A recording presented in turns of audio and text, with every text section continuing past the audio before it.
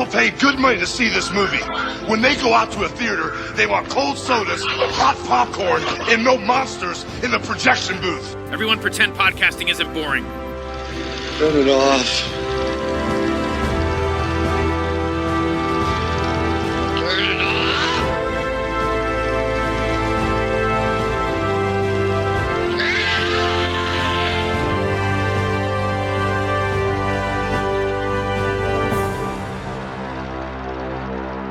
Mit dem Schlusssatz der großen Hosianna-Fantasie in Azur für Wolkenorgel und gemischten Engelchor klang unser Morgenkonzert aus.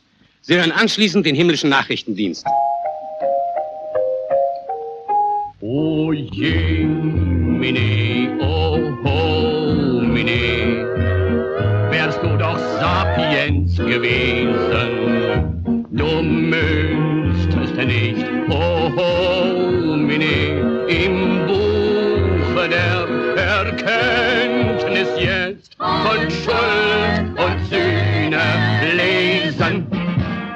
Dein Weg ging aufwärts, nicht hinab. Doch leider ist er ab. Ihre Aufgabe ist es nun, diesem Reiz nicht zu erliegen. Denn es ist strikt verboten, den Apfel zu verspeisen.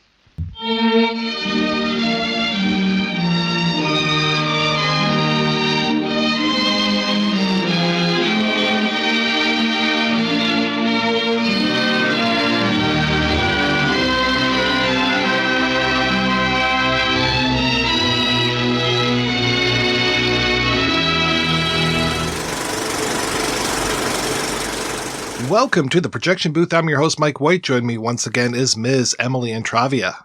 Guten Tag. Also back in the booth is Ms. Sam Deegan. Hello. We are here with episode 666 of the Projection Booth. Yes. To look at Helmut Keutner's 1948 film Der Apfel ist ab, which is also known as both The Apple Fell and The Original Sin. It's the story of Adam Schmidt, played by the improbably named Bobby Todd, who tries to commit suicide amongst the ruins of post-war Germany. Instead of killing himself, he commits himself to a sanatorium where he undergoes an extended musical fantasy sequence which retells the Genesis story. As you do. We will be spoiling this film as much as you can. If you haven't read Genesis, the whole Adam and Eve thing, it's all right here, but it's told in a little bit different way. If you don't want anything ruined, just go ahead, track down this movie. It's out there with English subtitles. I recommend looking on eBay. I don't think it's on YouTube anymore. Watch that. Come on back. We will still be here. Sam, when was the first time you saw The Apple Fell, and what did you think? The first time I watched this was in the context of a few years ago, I wrote this book about representations of World War II in European art house movies, and I did a whole chapter on German rebel films, which this is often classified as, but this is not, in fact, a rebel film at all, aside from the first 5 minutes. I didn't think too much about it at the time because it didn't make sense to include it in my book, but rewatching it now, I liked it a lot more. And I have to say, if anyone who's listening probably likely hasn't seen many German films from this period, and this is definitely one of the most fun and imaginative, they tend to be pretty dour, which this is fortunately not. And Emily, how about yourself? This was brand new to me, this whole era of film, and it's a shame, and I'm excited now to know this is out there. Sam, I want to read your book, because this is just a whole new world to me. So watching this, I got the point of it pretty early. I thought I knew what I was getting, and then it did something, one of my favorite things a movie can do, which is it becomes a surprise musical. So then I'm like, oh, this is why I'm here. Yes, we're doing musicals. This was new to me. This era is obviously not something commonly known or discussed. Even when I was trying to do a little research on this film, really hard to find anything written about it. It is, even both this director and this particular film, it does not seem to be that well known out there. So it's exciting to dive into it. Which is so crazy because there's so much written about him in German. He's like the 50s German Steven Spielberg. Like, He's a very prolific, popular director who made a lot of mainstream films. He hasn't had any kind of long-term international legacy because he doesn't really make art films. He makes these kind of nicer, bigger budget literary adaptations, historical dramas, forgettable crime movies, and then there's this. But I imagine the era and him having made films during Nazi Germany, not for the Nazis, but still being employed at that time. I wonder how much of that affected his international career or any kind of international evaluation of him. I think he was also one of these guys where when there was the German New Wave and post-New Wave, that a lot of the German directors were like, oh, he's old school. Don't pay attention to this guy. But he made, like 61 films, something like that? And there are a few of them that are available. Actually, Kino Lorber put out both Black Gravel and Port of Freedom. So those are pretty easy to get. But this one, not so much. Like I said, you can find a DVD with English subtitles out on eBay, or you can import it. I ran into this one in a really odd way. I think it was just one of these, it was either on Twitter or Reddit, where there was a clip from it. And I just said, whatever this is from, I have to see the entire movie. What can bring us to this? And I can't remember what the scene was. It had to have been part of the musical scenes, because some of those are so ornate and so wonderful. And I was just like, oh, what is this movie? I have to find it. Then fortunately I found it with English subtitles. And sight unseen, I programmed it for, I was doing movie nights during the pandemic and would do triple features. And this was one of those movies as part of a triple feature. I don't think that they were themed. I didn't tend to do a lot of theme nights. It was just basically, here's 3 strange movies, or here's 3 movies that you're not going to be able to see other places. And then we can chat during the movie on the side and just enjoy ourselves and try not to think about the world that's out there. I feel like this is very appropriate for that, because like you're saying, Sam, it starts in the rubble and we immediately go into the sanatorium, which is just this wild space. The set is fantastic. And when it becomes the fantasy and the musical sequence, it just is wonderful. It is not like anything I've really seen other than possibly some MGM musicals, but even those I don't think are nearly as odd as what I'm seeing in here. More than anything, and I guess it's appropriate, kind of reminds me a little of Hellzapoppin', just as far as how odd it can get at times. There's no trickery as far as the frame moving, any of these kind of things. I guess maybe it's a Satan theme to it, but man, oh man, is this a wild ride. There's this film genre that mostly was popular in the 40s and 50s called film blanc. It's the opposite of film noir, and this to me feels more like film blanc than anything else. And so if that term is not familiar, it's a fantastical take on what film noir does. So if film noir is all about emphasizing these social mores and morals that you're supposed to follow, the Rubble film, by the way, does that as well. A lot of the Rubble films are these kind of dour melodramas that remind Germans that, like, okay, the war is over. Let's not think about it ever again. Let's get back to our lives as soon as possible, which the first 10 minutes of this movie is a perfect satire of the Rubble films, but there weren't a lot of them made by 1948. So it's not like he's doing it at the end of a cycle. But film blanc, you have all these, Between Two Worlds is a good example. Helen Pressburger made a few. They're movies that sort of take that morality idea, but they take you to these fantasy worlds. A lot of the time they involve characters who die, but are given a second chance in heaven to revisit their life decisions, like All That Heaven Allows. Is that A Matter of Life and Death? Is that another one? And that was the only movie, because with this one, watching it, at a certain point, there's things obviously you're saying, okay, this aspect of The Wizard of Oz, where you're making these connections. But I'm watching it thinking this, I can't think of anything this reminds me of. And then it hit me at a certain point of, oh, A Matter of Life and Death. That is the one film I could draw a line to of if I was trying to describe this movie to somebody who hadn't seen it, which is almost everybody I know. The only movie I could think of to draw a good comparison to would be that one. That's also what it made me think of. And I know it's not a very popular genre, probably only talked about among film critics and film historians, but there's like, even if you just look on Letterboxd, you can find these long lists of things that qualify as film blanc, and they all do such a weird twist on, let's remind you how to be a good citizen, but first we're going to have fun. We're going to break into song. We're going to meet Satan and possibly God. And it's just like, this does all of that. And so I don't know what was in the global Kool-Aid in the late 40s, but everyone was so sick of being depressed from the war that they were just like, time for some fantasy movies. Nothing wrong with that. This does start so dour, and almost every shot that's in the opening of this movie is a canted angle. And when they really make sure that you know that you are not in a good place at the beginning of this movie, just with the way that it is being shot, they're not subtle about things. I mean, there's the apple during the opening credits. We pretty much move to an apple that's outside of this building, and it's Adam's Apple Juice is the business that he's running. And you see his dog, Mana.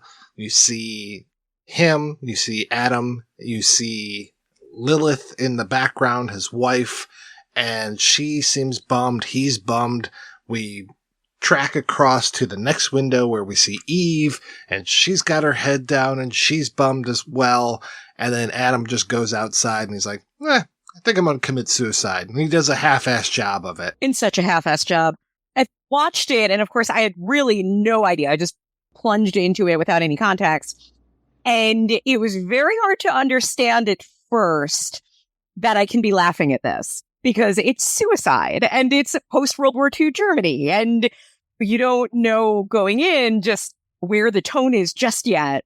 And once by the second attempt that goes awry in such a kind of laid back manner was where I was like, oh, okay, no, I get it. And then once you finish the movie, to even go back and watch that opening again, knowing where things go, it's hilarious. It feels like he's at least intentionally nodding towards the Italian neo-realist films where it's life is hard, and instead of trying to come up with some sort of solution, I should probably just jump off this building and kill myself.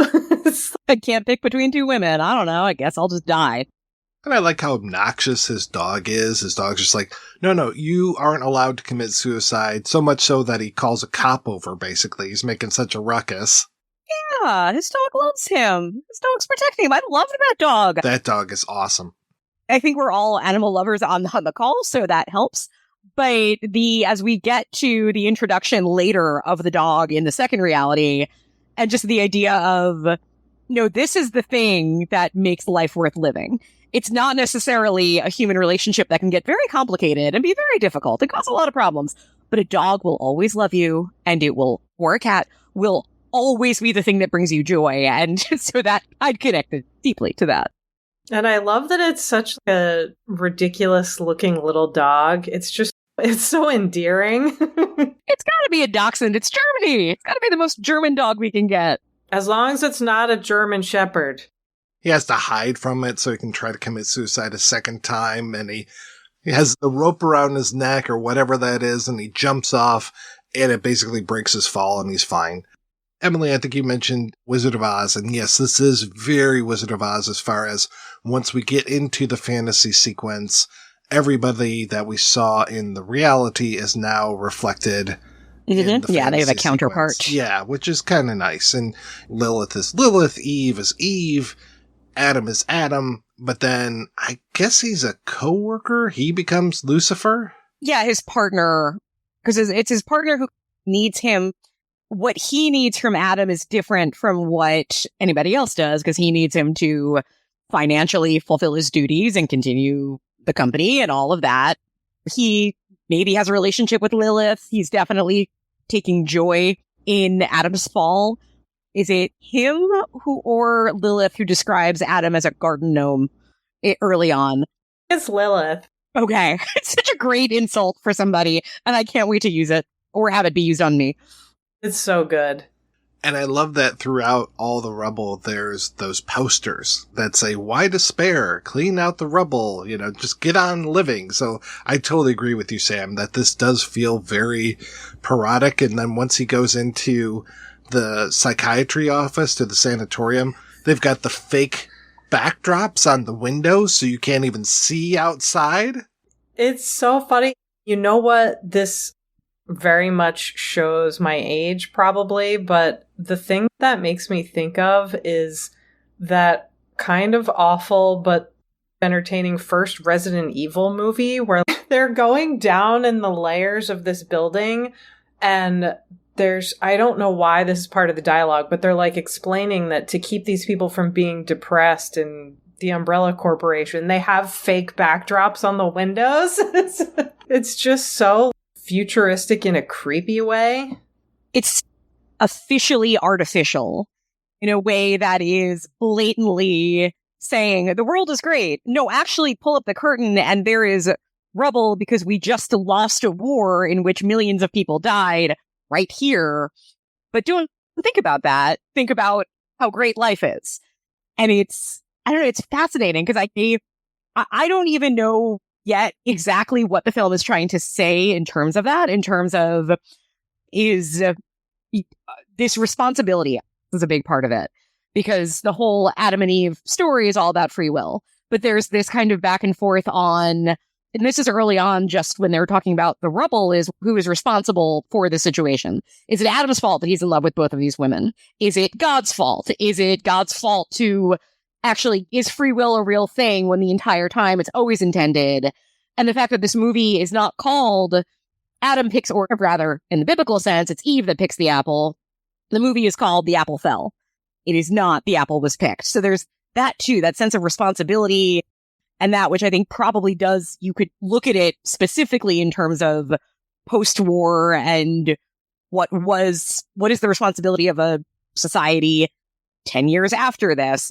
There's a lot here, but it's also just a fun, cute, weird, whimsical movie.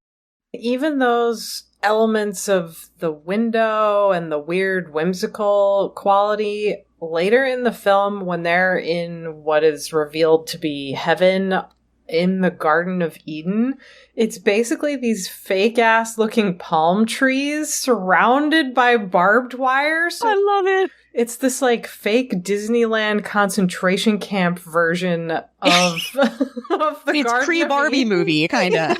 Yes. Yes. Did Greta Gerwig see this film? The answer is yes. Gotta wonder.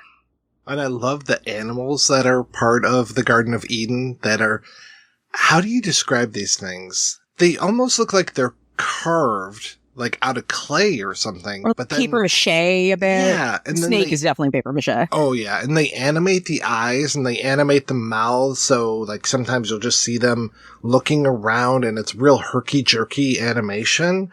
I love that there's, the typical biblical thing when there's the lion and the lamb and they're hanging out together. And the lion side-eyes the lamb like, I'm just biding my time. Wait for it. As soon as that apple goes down, so are you. I am a simple person and I agree. Giraffes are weird. So anytime anybody acknowledges that, oh, what did you do to that thing? No, it's supposed to look like that. Like, that right away, I was like, oh, this movie is speaking to me in terms of some of that dialogue and just understanding of the weirdness of the world is really funny. That whole thing where they screwed up and they made the elephant one size and they made the gnat or the mosquito another size. So the mosquito is like 12 feet tall and the elephant looks like the size of a potbelly pig. But at the same time, why not? Like, why is an elephant that big and a gnat that small? It's just because this is the way things landed, and in any other reality, it could be flipped, and it would make sense. That's also a linguistic joke. Making an elephant out of a mosquito is a German saying, and so they're playing with the fact that a lot of animals are ridiculous looking, but There are just a lot of layers of jokes, which is delightful. You gotta love that. Now, to your point, Emily, there is not a lot of stuff written about this in English. I mean, with Krautner having made so many movies, there were some things about him, but still very limited. But about this movie, I wasn't seeing a lot. There was a nice article that was comparing this with The Best 2 Years of Our Lives, the William Wyler film from, I think, the same year, talking about how post-war was being treated in the US versus over in Germany. There was just a few other pieces. One said that this was originally written as a cabaret piece. And I can kind of see that as far as the actual musical numbers and things. There's so many elements of cabaret in the second half when especially when they get to hell. That whole thing feels like a cabaret show. And even the set pieces that look like they're supposed to be a bar or an office with hell details, it looks like a cabaret set. The thing that impresses me the most about this movie is the set design. And just to see, I mean, the set design, the direction, some of the things that he chooses to do. The director himself is the one that's playing the psychiatrist. Essentially playing God also. Yeah, I guess he's supposed to be St. Peter, but basically throughout my notes, I was just like, he's God. He's God.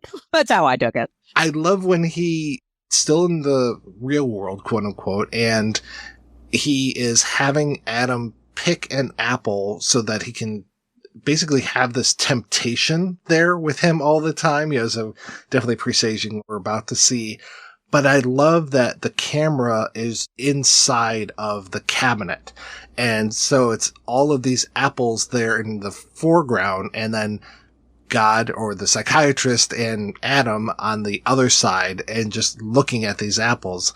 I really like that. I think that it's so smart. And just like, again, with the set design, to see the sanatorium and all of these white porcelain looking animals that are everywhere, and just the huge staircase, and then these lights up above. And then when it becomes basically this heaven, all of these stars that are everywhere in the clouds. I mean, just, it takes your breath away. I love the stars.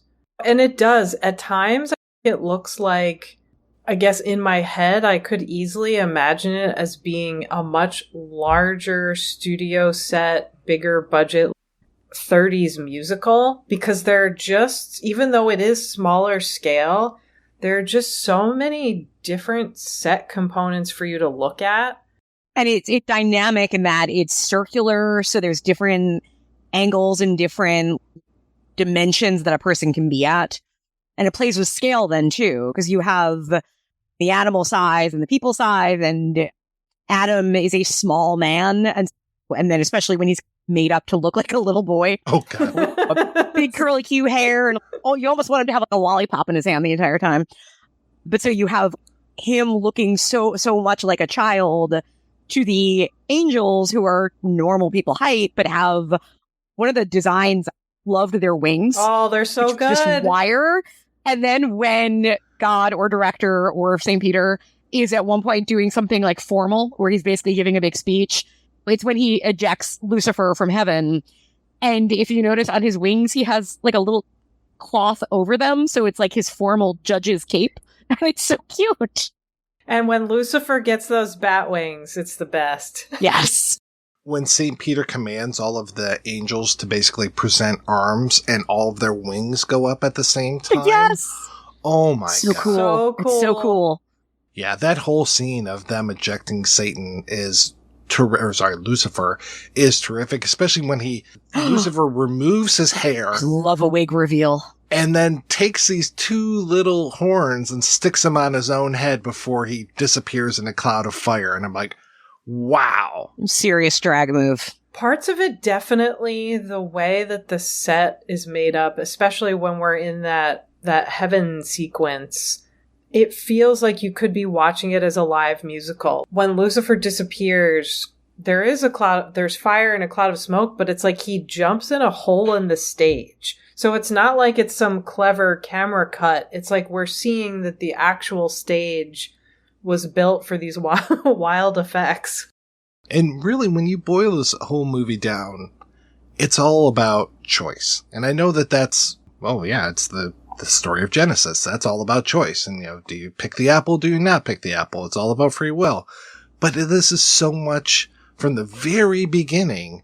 It is, I don't know if I want to go with Eve or if I want to go with Lilith. I'm married to Lilith. I really like Eve, but I don't think I can break up this marriage. And then the whole rest of the movie is, well, do you want this? Do you want that? And then, especially when he goes to hell and Lucifer's there going, okay, well, do you want this type of entertainment? This type of entertainment? I love this type that of part. Entertainment? And all of that entertainment, I mean, there's fighting, there's boxing, dancing, there's a Wagner opera. torture. And it's like, oh boy. Ballet can. Also, oh my God, did you notice that in that sequence, there's this like torture scene and there's a guy in a uniform who turns and faces the camera and he has a swastika in the middle of his chest, which you almost never see in German films after 1945. It's like there for half a second, but holy shit. I was wondering about that for a movie that it seems to not directly be saying anything about the war. And that showed up, and I wondered, I didn't even think about the actual context of, could you put that in a movie in the 40s? Because I know in Germany for years, I don't know if it's still the case, you basically, swastika of any kind is a crime to have and to show. But for that, just wonder was that, it almost felt like this very specific, not wink, because I don't think it was intended to be in that tone, but this acknowledgement of, yeah, this is hell.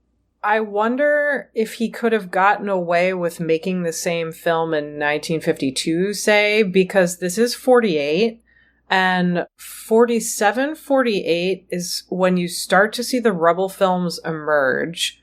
And it's also when you start to see the US really stamp down on German culture and particularly really figure out ways to control the German cinema industry, which is why, so the rebel films I mentioned earlier, that a lot of them have this message that like, we just need to carry on with life and buck up and don't be depressed and don't grieve and don't want revenge and don't deal with things, just move on. And some of that came from German filmmakers, but a lot of it came by directive of the film office. They also, per the US government, really stamped down on any kind of visual references to Nazis in film. So he got in maybe a little bit under the wire here. I mean, I thought the Wagner was bad enough, where it was like, oh, wow, Hitler's favorite music. Oh, okay. And then, yeah, when they showed the swastika for that split second, I was like, oh, okay. And yeah, I love how, too, so many of the entertainments are being shown at some odd angles, but a lot of them are running backwards, which I thought was terrific, especially like the boxing one, how you start with when they filmed it, they started with the face of the guy over the ring, but then they shot, they play it backwards so that, it was just... That was the Carrie effect, right? I love it. It comes later, but... It was interesting, too, that it was a black boxer that was being beat up in that. You could probably write a book about all the different references and things going on in this movie. It's so many layers. When he's playing a game with Eve and it's this black and white, I'm not sure what game it is, but it's all black and white pieces and they're playing it basically at Satan's lounge. Like, what? This is before they go into the dream sequence and you already are getting things like little demons and all these kind of things. I'm like, really? Actually, I think it was Lilith that he was playing with. And Lilith, she's not nice, but she's not the worst person I've ever met in a movie. And I guess that makes it a little bit easier as far as like more difficult, I should say, for Adam to choose who he wants to be with. As long as he's with his dog, I guess he's happy, but he will not make a choice. And he never even makes a choice. I mean, I know we'll get there, but spoiler alert, he doesn't choose Eve or Lilith. He ends up with a weird amalgamation of both of them. It's so creepy, but yes, we will get to the weird utopian, we can erase the past and create a whole new future with some Nazi science. Get those amazing things like when they're in that club There's mirrors on the floor, so there's certain times where you think you're looking at them, but you're actually looking at their reflection. Or when Lilith visits him at the sanitarium, you get that shot of her hands coming. It's like this POV, and you think he's going to be murdered, but it's I was going to say, it's very M. Oh, it's totally like that. I hear what you're saying about how Lilith isn't that evil or that bad, but I guess that's not... My impression of her is very kind of classical satanic tempter or temptress, in that she is able to mask how bad she is, and all he really sees is how alluring and attractive she is, but it seems like he knows that she's a little bit of a gold digger and kind of manipulative. He's just like powerless to resist her, but her costumes, oh my god, they're so good. When she goes to the institution and just that pattern getup with a cape and hat matching. Oh, yes. Amazing. Oh, and oh my God. So for our listeners, earlier I messaged Mike and Emily and said, am I losing my mind, or is Eve wearing a dress made of saran wrap? And I have so many questions. I can't think of any other film, and I'm sure some listener will be able to point something out, but it's hard to think of other films from the late 40s or 50s where you see a woman wearing a see-through dress and you can see her nipples and she's basically topless. It makes sense because it's Eve, and it's one of those things of any time you're doing an Adam Eve story, it's hard to do that visually because the whole point is that they are nude until they understand that they're not. And in this case, it's not that their bodies aren't the sign of their guilt. And it's also that in itself is very different, because obviously I think the big change too is that it's not Eve who commits the crime. It's Adam via Lilith. Via Lilith, exactly. That's true. You know, she's there as nude as they can be, but she's far more nude than I expect. Because it took me a minute to think, oh, is that something on the dress? Oh no, that's her nipple. It's not the same. It was very shocking to me. And if for anyone who hasn't seen or can't find the film, she has on this, it's basically like white, it looks like white clear latex, and there's a full skirt. So you think it's just this shiny white stuff. And he's wearing the same type of material for his heaven outfit, but his isn't see-through, which is why I thought for a minute I was losing my mind. But hers, it's like she has a full skirt, so you can't see anything revealing below the waist, but her top, it's like they pulled it as tight as possible to her torso, and it's almost like in an 80s sex comedy where you have somebody pressed up against the shower door and their Yes. boobs are squished. That's how hers are in this dress. It's so crazy. You would see it if she was wearing a bra, so maybe that was also a part of it. That's holding her up because it's just so tightly wound around her. But the moral is, I don't know how they got away with that costume, but it's incredible. And it's also funny because Eve is such a innocent, square, but very sweet. And it's very much, nudity can be very pure. But you're right, because I think the context of, wait, it's 1948? I'm not supposed to see that. It feels like, wait, this Eve is more risque than I would expect her to be. But I think that's just the time. When Lilith makes her way to the Garden of Eden to do her apple coercion, she's wearing a robe that looks like an evening lingerie robe of the same material, but she has these like feather embellishments over her nipples, so you can't see her totally topless. It's crazy. What's that lingerie, black lingerie from like the 50s and 60s that not with Vivienne Westwood?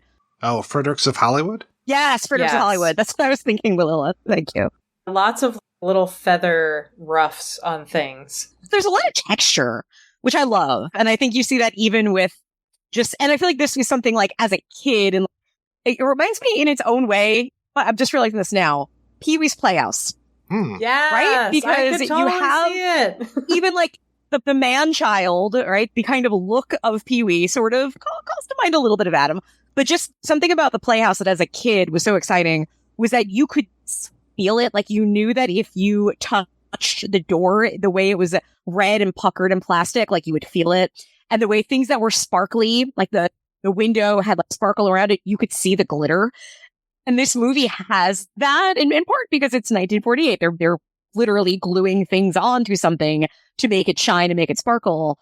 But the textiles to it are just so neat and tactile to look at that it's something that's so appealing. And just, you don't need to see heaven the way you think it was heaven. You can tell that is a phone where somebody has glued glitter over that phone to make it sparkly. God's glitter phone. Yes. Oh, it's so good. Need it right and now. The way that it moves when it rings. It's God's vibrating glitter phone. He's ahead of his time. I absolutely love when he becomes Adam, and like you said, he has that little spit curl. Looks like a little boy, even though he's got the mustache, but he just has that like Cupid doll look to him. And the way he walks, the way he kind of he walks like turns a his duck. feet in, he walks like a duck. It makes him look shorter too, because his legs are probably farther apart. I have never seen that actor or anything else, but he just a little Mr. Bean right there. You could tell that he probably was very good at physical comedy in a lot of different contexts. Now that you mention it, he does have some real Pee-wee energy. When Pee-wee says, "I'm a rebel, Daddy, I'm a loner," it's like at the end when he's, "I'm not making a choice." Yes. They're very similar. Once you get into that dream sequence, just you don't know what's going to happen next. Even if they are retelling the story of Genesis, you don't know what's going to happen next. It's always surprising which way he's going to turn, what they're going to show, which angle they're going to choose to show us. All the forced perspectives of stuff where it looks like the sets go on for miles rather than for feet. That's why I wanted to talk about this movie. I wanted to share this movie with more people than just that small audience of people that I watched it with during the pandemic, because this is just such a treat to the senses. Yeah, magical. Do I think this is the best movie in the world? No. You know, it drags a little here and there, but I definitely think that this is one that really needs to be rediscovered because it is just so much fun.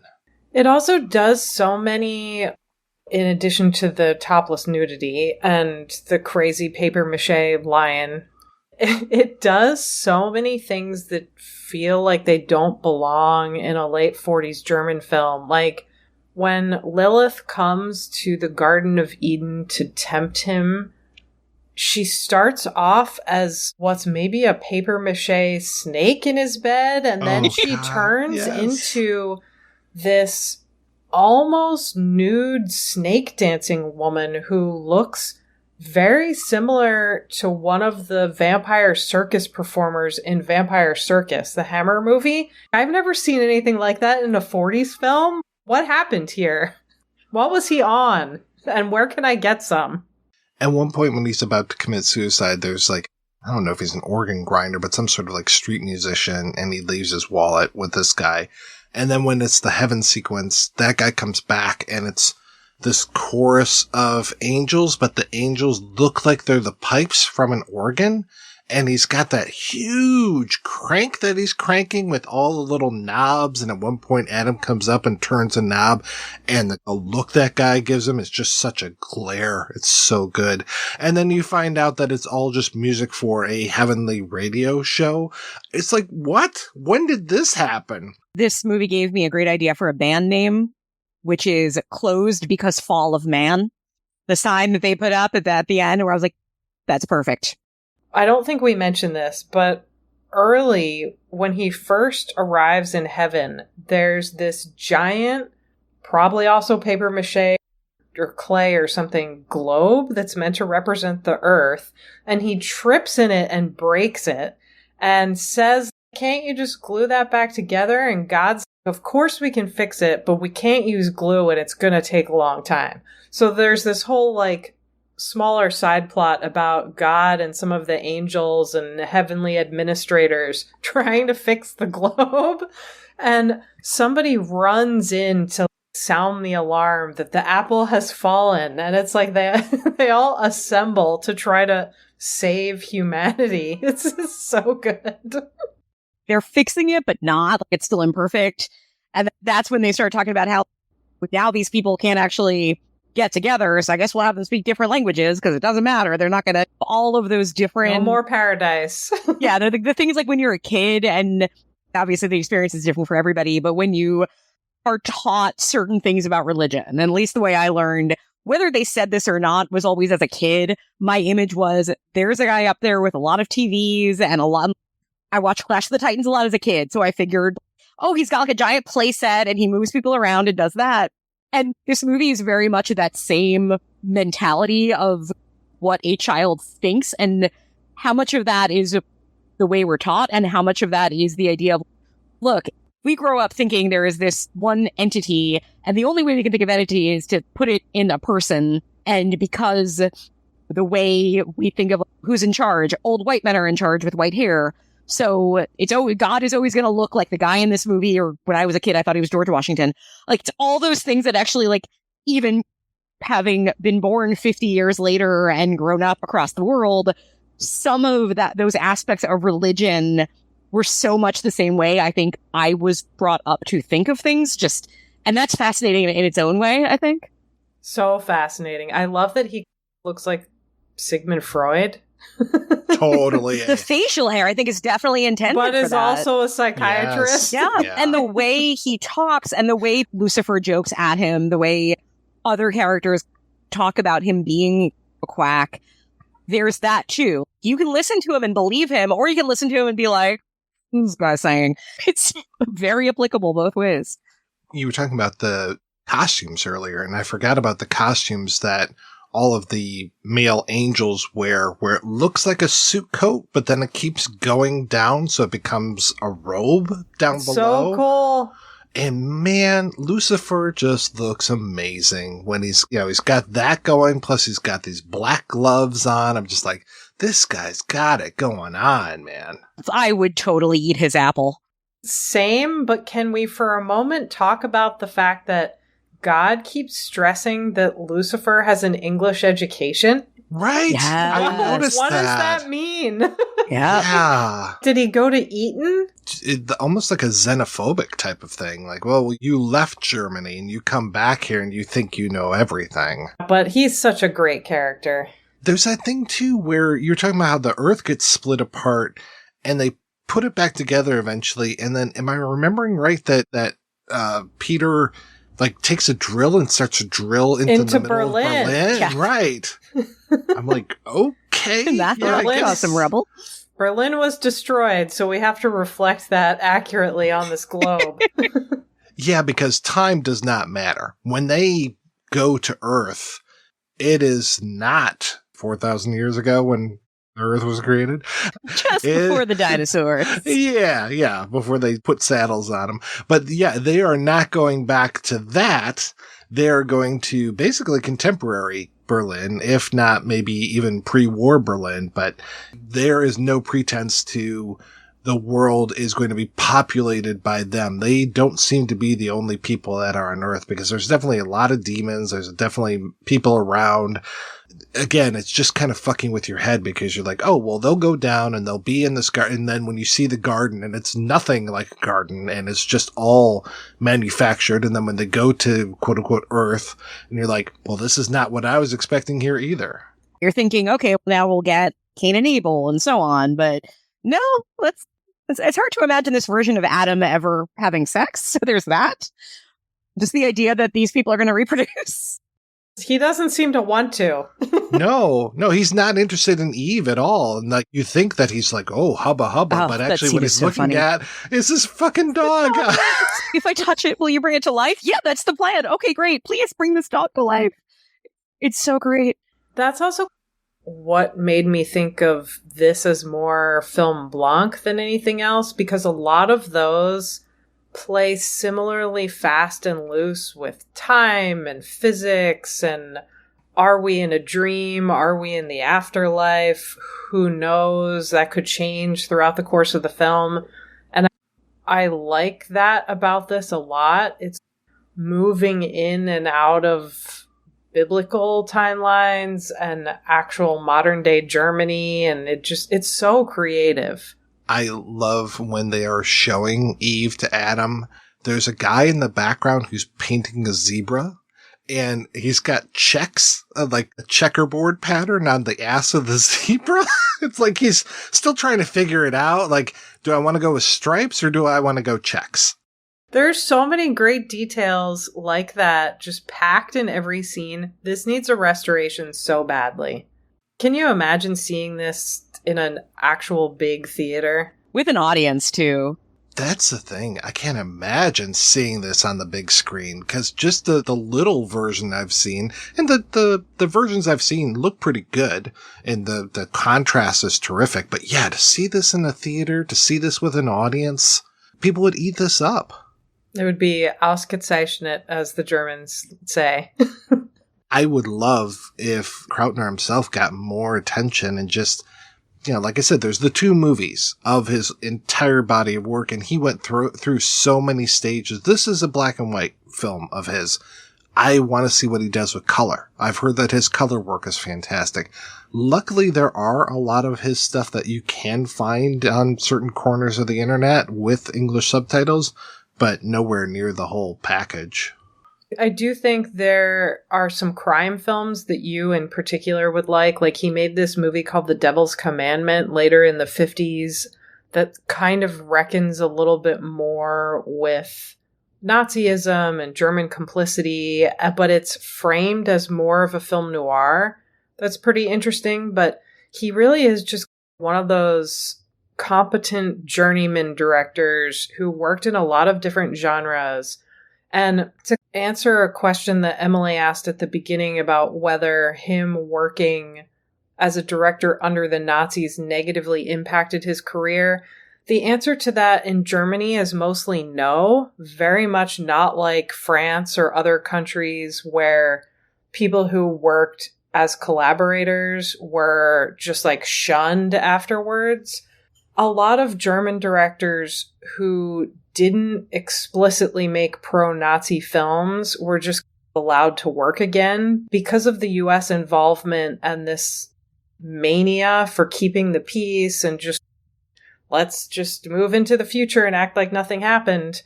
They didn't really have too much pushback unless you were like an overt Nazi collaborator.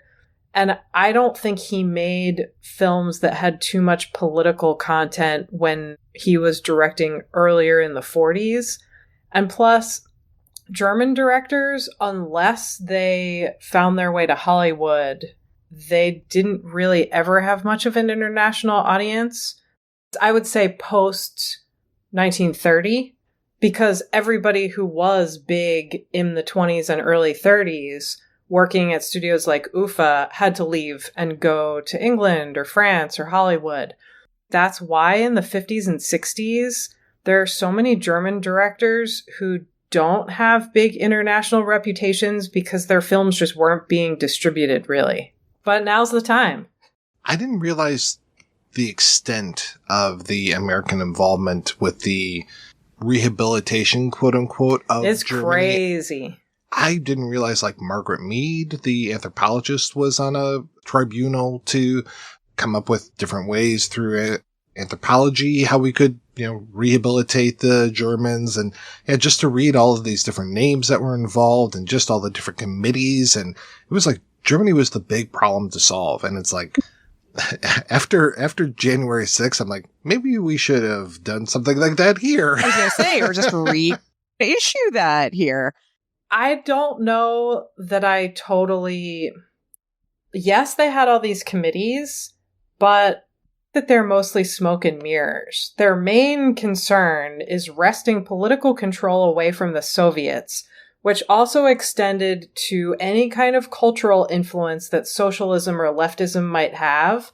So part of why they're obsessed with putting out these committees is not because they felt any special concern for Holocaust survivors.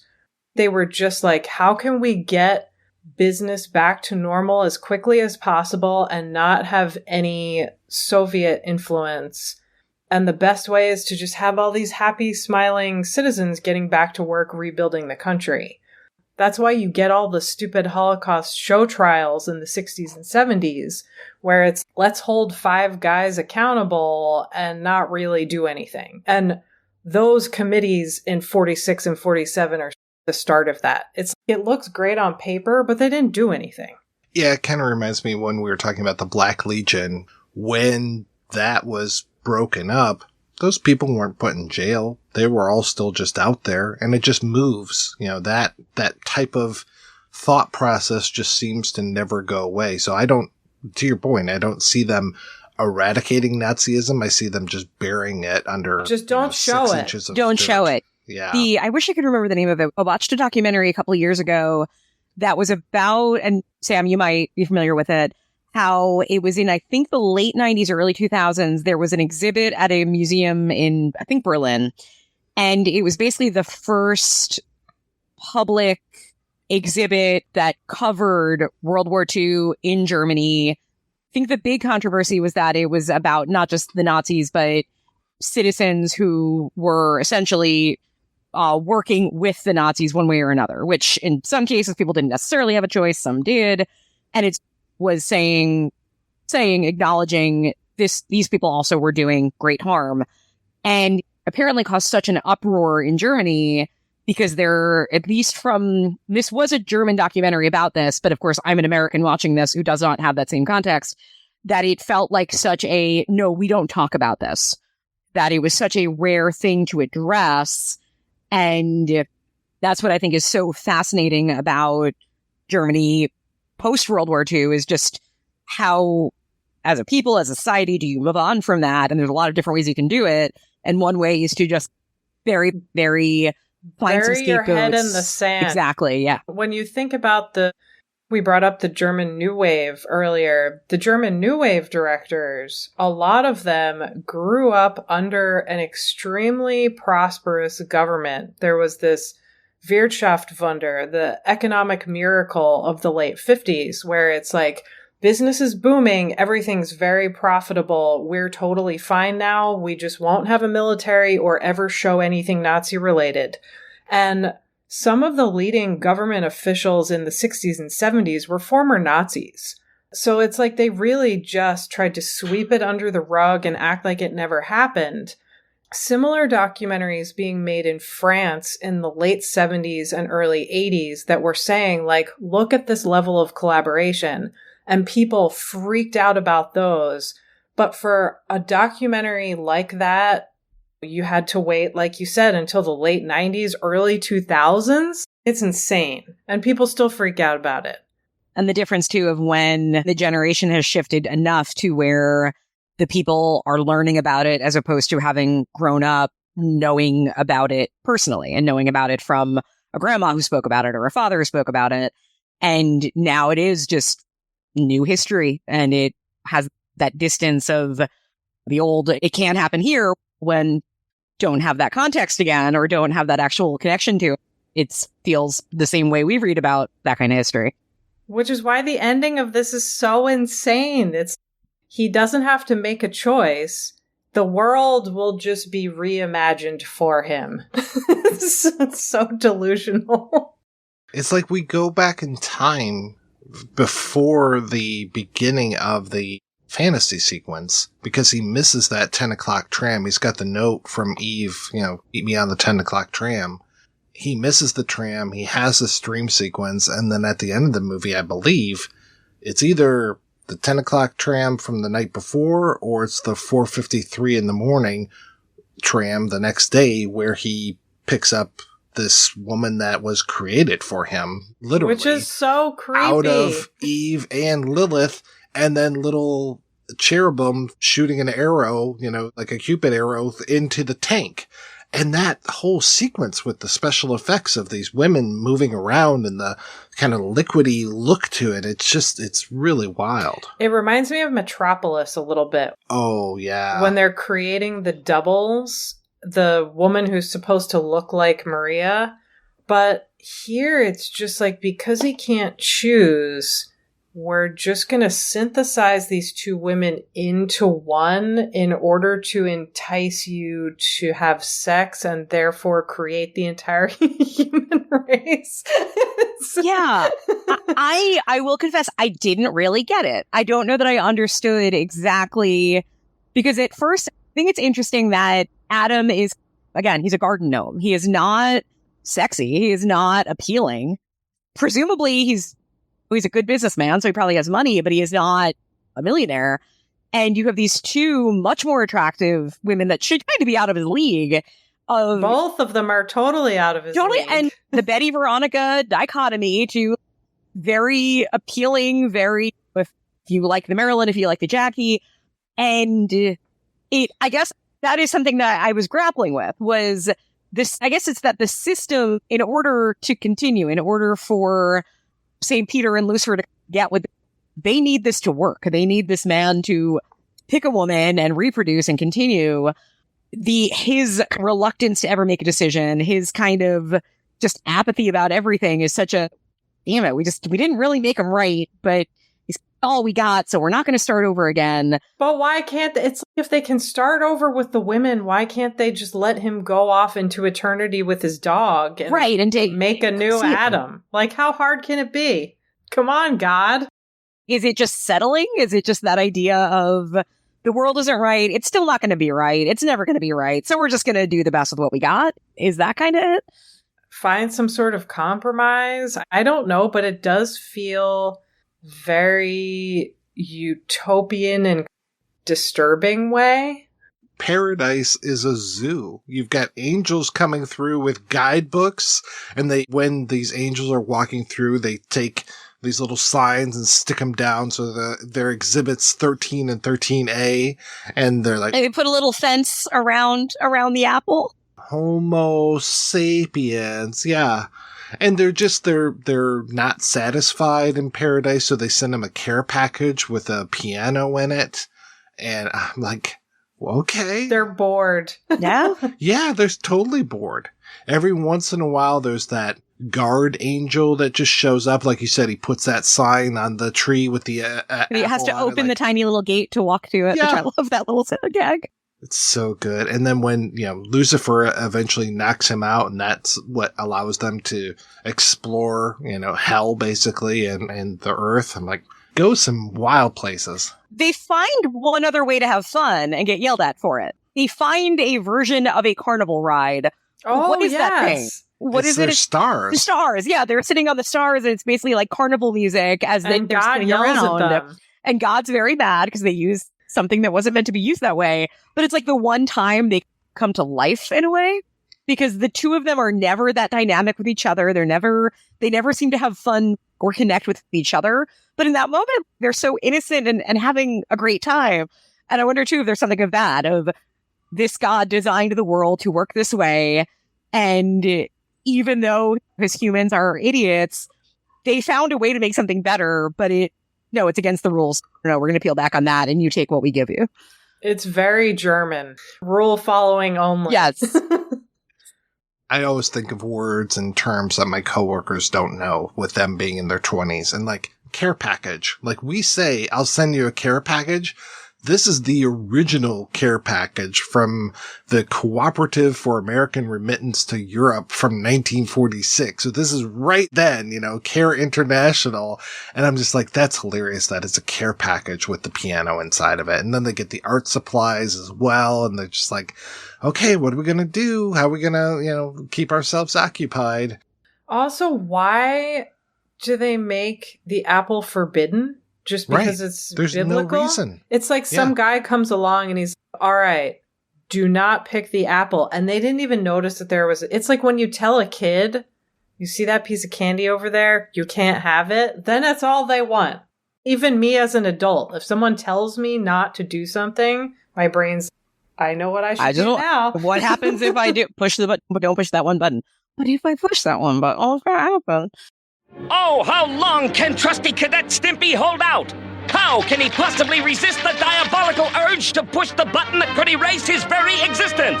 Will his tortured mind give in to its uncontrollable desires? Can he withstand the temptation to push the button that even now beckons him ever closer?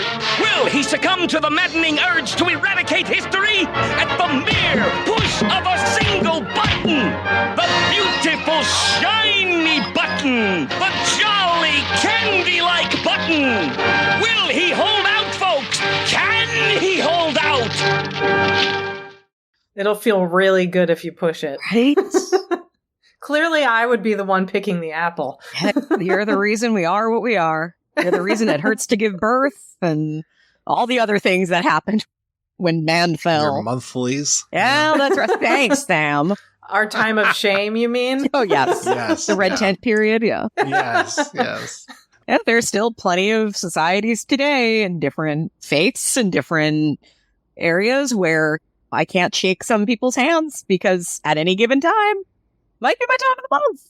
Because you're unclean. Because I'm Just say unclean. it. You're unclean. Yeah. And for God's sakes, don't drink any cold water because that would be really bad. No That would cold throw water? Okay, Yeah. I won't drink any cold water right Oh, now good. while we're recording. Yeah. That'll throw your chi way out of whack. On a somewhat related note, watching this again, especially the second half, I was thinking that it would be a really interesting companion piece to, what's it called? Fruits of Passion? The Hitalova movie where it's like a similar... Fruits of Paradise, I think, yeah. Fruits of Paradise, where Fruits of Passion is Teriyama, where she does a much more kind of surreal, abstract retelling of Genesis, but they are both similarly imaginative and similarly anti-authority in a weird way. Like hers more explicitly, but it's just fascinating to me that you would use this biblical story to explore what's going on in contemporary society in a country that is not majority Catholic. Wondered about that too. Even the way they talk in the beginning when we're still on Earth, we're still in normal times. There's conversations that seem like everybody is very religious, or everybody there shares at least a Christian education to where they can talk about the Bible and everybody knows things, which I also found that interesting to think because my understanding of Germany, especially at that time, was that it was not overly Christian. There's a long tradition of kind of Lutheran and Protestant movements. It's especially weird to see it so soon after World War II when religion was, especially Christianity, was very frowned upon. But also the fact that it's not this lush, beautiful Garden of Eden. It's an artificial paper mache zoo/concentration camp. That couldn't have been an accident, but it seems way too subversive for most of what was coming out at that time. It's just such a weird anomaly. Yeah, it's like you can see Coffin Joe being obsessed with biblical stories and images of hell. How can I continue the race and make my own progeny with my long fingernails? But then, yeah, obviously they got rid of a lot of people of different religions, but it is very odd just that they using this as the backbone of this story, but God bless them for doing playing fast and loose. Oh, yes. Oh, yeah. In the best way. Even the mix of the little changes it makes story-wise, right? That it is Adam that actually is tempted, not Eve. That we start with Eve as the other woman to Lilith, and then it swaps back to Lilith. Some of those decisions that just, take the story and just twist it a little bit to where when you adapt a novel into a movie and you think, oh, but I know how it ends. Oh no, we're doing it just a little differently. I genuinely hope that there are some German kids out there who saw this as young children and thought that this was just the story of the Bible. Yes. It's, Can you imagine? I remember getting yelled at in religion class in 5th grade because I was defending Judas and saying how he was doing it so that he could give the silver to the poor. Because my understanding of that whole aspect of the New Testament was Jesus Christ Superstar. Yeah, he makes the wrong decision, but it comes from a good place. My teacher didn't like that so much. I forgot that when they go to hell and they are at that nightclub, that what Lucifer gives them as presents, that he gives Eve a mirror. So it's the first time she's ever seen herself. And she immediately, shows it to Adam. So he gets to see himself. And then he gives a gun to Adam. Yes. Just there that scene. Yes. Watch how fun this is. Shoot this guy. Shoot this waiter over here. Oh, see all these waitresses over here? Shoot them. And then he's like, when did they get back up? And he's like, no, that's death. Yeah. It's just, it's remarkable. And then Adam is upset by it. Adam doesn't fully understand, but he doesn't want this gun. He says, no, take this from me. It is this which you also felt, I think, and that's also the same scene where we get the glimpse of the Nazi armband. There is this human heaviness that is there, and it's not explored. It doesn't go into any more detail, but it's just there enough that kind of gives you this little bit of depth of there's more going on here, even if actual movie is tonally very upbeat and very fun. So there's some serious aspects to this that I appreciated.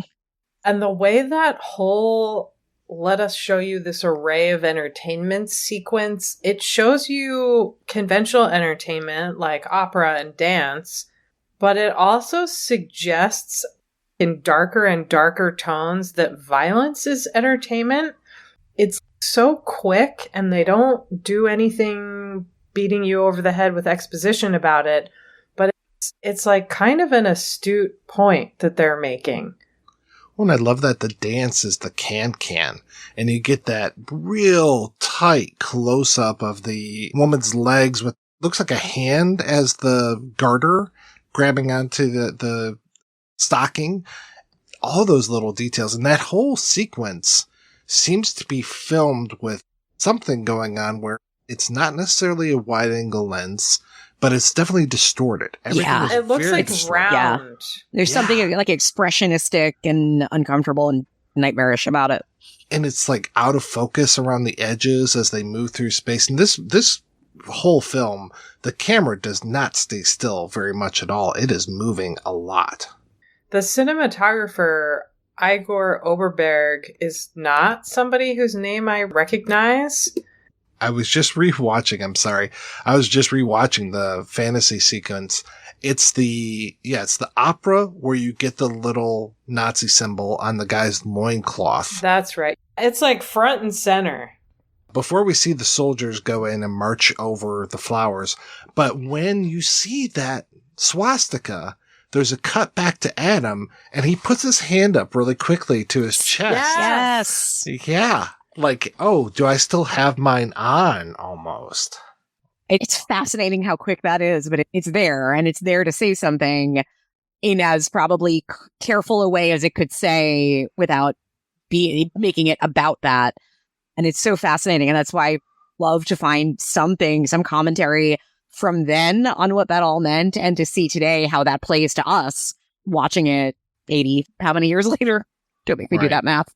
I have to wonder if this was ever shown on television, if that part was censored, which would be my guess. Even though it's quick, it's like they could easily just cut out the swastika and the hand gesture. And yeah, again, Adam doesn't want to choose any of these entertainments, so instead Lucifer just gives him all of the entertainments all at once. So it becomes this huge cacophony, and they're on a table in the middle, and the table's just moving around, and it's all of the entertainments on the outside, and the camera's like just a Lazy Susan. Yes, or like Les Miserables, the big turning stage. Sam, I was hoping you could talk more about Lazy Susans.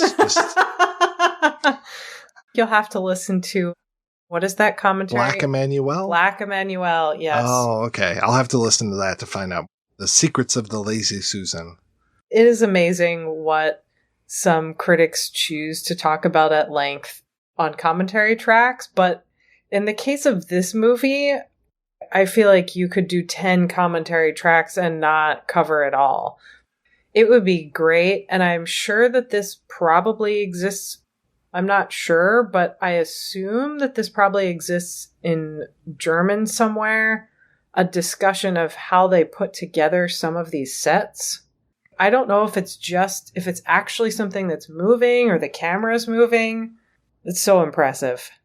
I don't know what the budget is on this, but it doesn't feel like this is cheap. You know, there was so much care in the making of this film. And yet some of sequences and sets that you could have spent a lot more money on and made actually look impressive, like Heaven, right? The actual Garden of Eden is deliberately cheap, shoddy, and homemade and has that feel. And it seems as though this movie was not budget restricted, but it was a choice to not make Heaven look big and grand, impressive. Instead, it is this you see the seams, whereas then this hell sequence of music is done in this very complicated, probably very time-consuming, expensive way. So it's just a very clear where the choices were made, which is fascinating. I looked high and low for a soundtrack for this and was not able to find an album. You would think there would be a German company that just for shits and giggles re-released this as like, remember this quaint little movie from 1948?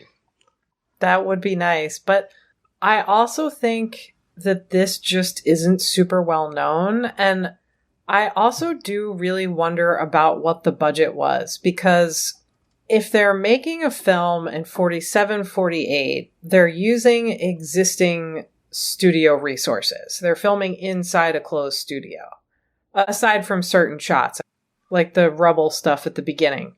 I have to assume that because of when it was made and the financial situation Germany was in, and the fact that German films weren't exported anywhere in the late 40s, there wasn't some big international audience, they probably didn't have that big of a budget, which is maybe why some of those creative choices were allowed, because he just was so well versed in filmmaking and worked with and theater, and a lot of those more impressive sets being essentially what you would do on a stage versus necessarily a sound stage. It makes sense. I mean, some of it reminds me of the Expressionists, you know, just with like, we're not going to build these sets, we're going to paint the shadows. Yeah, we're going to suggest on these stuff. sets. Yeah. The studio system from 25 to 45 went through a crazy amount of changes, but some of those technicians were still there, and certainly some who had left during the 30s and most of the 40s returned around the late 40s. It's just lucky. You have people who know how to do this stuff because they have extensive film and theater experience. So you don't necessarily need a huge budget. You just need talented people and a lot of paper mache. So much paper mache. And glitter. Don't forget the glitter. Of course not. I would love to know more about the production designer on this. I'd love to know more about the costumer. I mean, everything that this movie does, it does very well. I need to know the history of that see-through dress. Where is it now? I love, too, that they even have the Dali couch in here, the Mae West. Mae West. Yeah, and they've got that. That's what they have in Paradise when Lilith comes to visit him after doing that, you know, that. The lip cushion. Yes. Yes. Yeah. Okay. Now I'm seeing Not it. suggestive at all. Yeah. No, it just sits right in the middle of it. It's not that Adam would get it anyways. No. No, he's basically a 2-year-old. Yeah, the dog's chewing on it. But Yeah. there's that incredible shot where instead of facing directly at her and the chair, there's the shot where Lilith leans back over the lips and the camera kind of goes over the edge of the chair so that it's like a person is standing and looking down at her. There are so many great shots in this. Yeah, there are choices and visions here, definitely. I just hope they get their act together and really have a better release of this at some point. More people need to see this movie because it just takes your breath away. Yeah, it's unlike anything, and that's a rarity for a film. Even though it's telling one of the most rote stories of all time. I know. But with a dog. You're saying that there's not a dachshund in the original Garden of Eden? I've never seen it on the cover of the Watchtower, you know?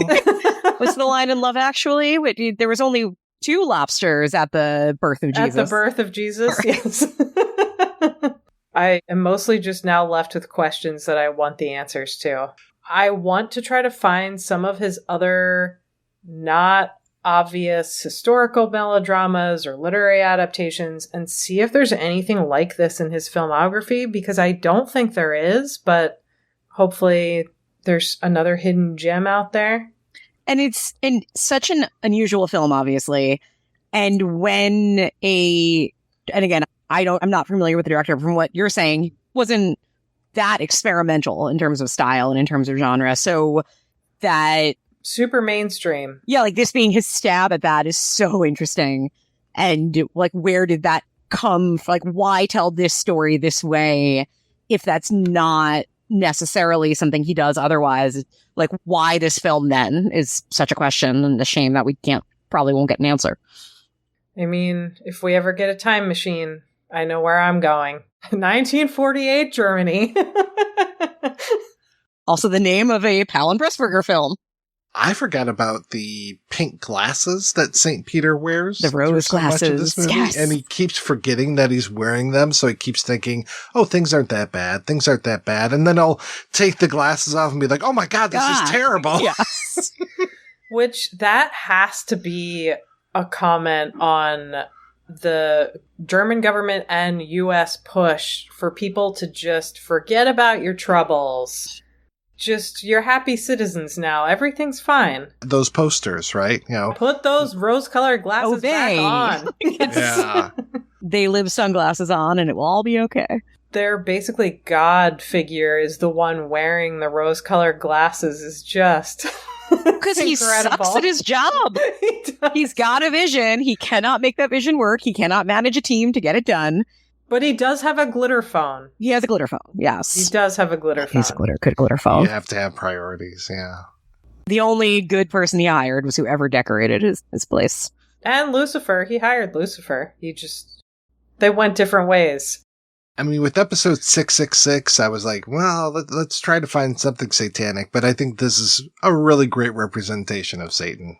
This is also to the point that you were just making about how this is such a fascinating, creative twist on the most predictable known story of all time at this point, at least in the Western world. You could have picked so many more predictable satanic movie choices, and I'm so happy that you picked this one instead. Well done, Mike. Well done. Well, on that note, let's go ahead and take a break, and we're going to play a preview for next week's show right after these brief messages.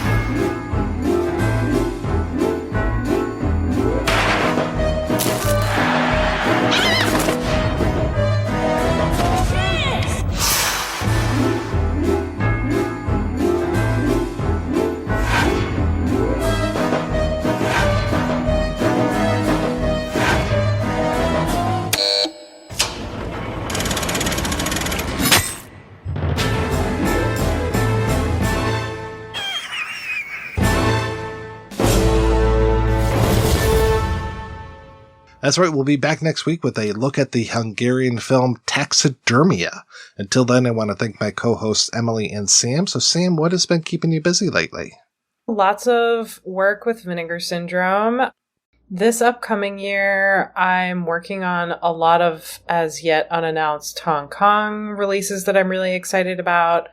And this year for my Patreon, which should be starting very soon after this episode is out, I'm doing a year-long Fritz Lang retrospective, so lots of discussions of I want to say German cinema, but he did a lot more than that. So starting with German cinema.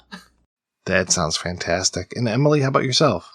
I have survived, hopefully, the December rush of what I do on my podcast, The Feminine Critique, which normally is a movie podcast that I do with Christine Makepeace. Come December, I devote it to the cozy cardigan Christmas genre, where I cover Hallmark and Lifetime and everything related. It's a bit of a marathon of sorts, and it gets both harder and easier every year because I've gotten to the point where I don't know what's wrong with me. I actually did tear up recently at a movie. So I think they finally broke me, which is terrifying, but I've survived that. That's exciting. Yeah. I don't know. It's now I have shed my big city ways and corporate job and became a baker, and everything is so pastel. It's wild, but seems to be working out. So that's where you can generally find me. That's awesome. That's terrific. Yeah, you're doing the Lord's work over there with It's rough work. Mike, I'm going to get you back again. Don't you worry. I gave you a break this year. You survived Dolly Parton one year, and which was actually the best one I've ever done. Yeah. Did you watch Smoky Mountain Christmas? No, we did Christmas on the Square. The Netflix a musical opera, right? The entire thing was sung. It is wild. But last year I made him watch a movie from like 2007 that was still finding its feet in the cozy cardigan genre. We'll see where that goes. I was thinking about you when I was interviewing Stephen Tobolowsky for True Stories, because he was talking about how he's coming back for another Christmas movie and whatever it was, part 2. And I was like, oh, I should have told Emily about that, so maybe I could be on that episode. But we can get you on there next time. They'll probably do a part 3 of whatever that movie is. It's Christmas in something, probably. Have you ever done an episode on the Angela Lansbury classic, Mrs. Santa Claus? I haven't done an actual episode on it, but I have seen it, and it's wonderful. It's Angela Lansbury. I just watched it a couple days ago, and it blew my mind. I did not expect it to be about how Mrs. Claus tells Santa to fuck off and goes to New York and learns about Judaism and feminism and starts a children's labor union. There's some good stuff some there. Wild Christmas movies. It's like these good Trojan horses sometimes where you can actually talk about union politics. So. Wherever you can squeeze it in. Exactly. As long as your characters are attractive and wear red and green and hold empty coffee cups, then you can sneak in politics. So. Well, thank you so much, ladies, for being on the show. Thanks to everybody for listening. If you want to hear more of me shooting off my mouth, check out some of the other shows that I work on. They are all available at weirdingwaymedia.com. Thanks especially to our Patreon community. If you want to join the community, visit patreon.com/projection booth. Every donation we get helps the projection booth take over the world.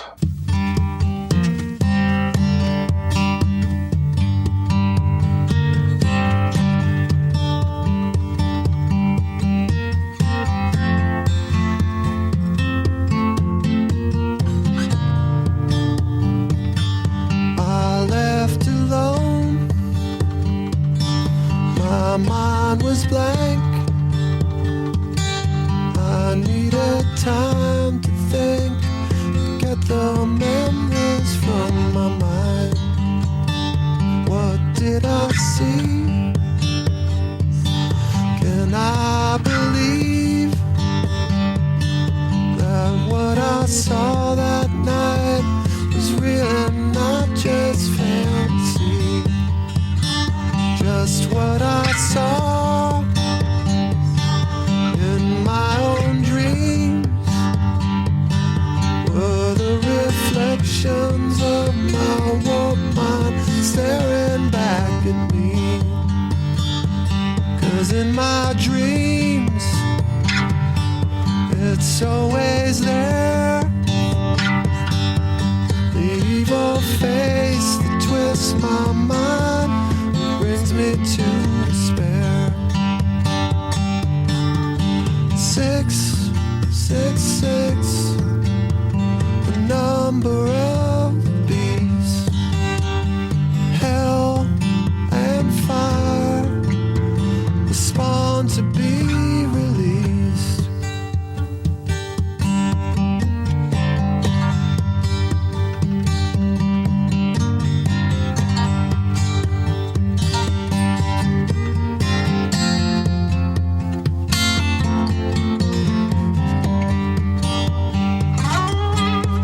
torches blazed, sacred chants were praised, and as they start to cry, their hands held to the sky. In the night, fires burning bright, the ritual has begun, Satan's work is done. 666, the number of the beast, sacrifice is going on tonight.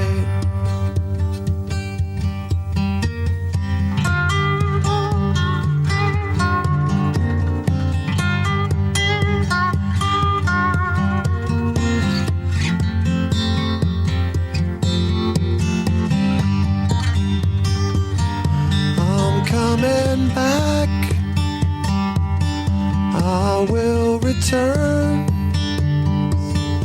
and I'll possess your body, and I'll make you burn.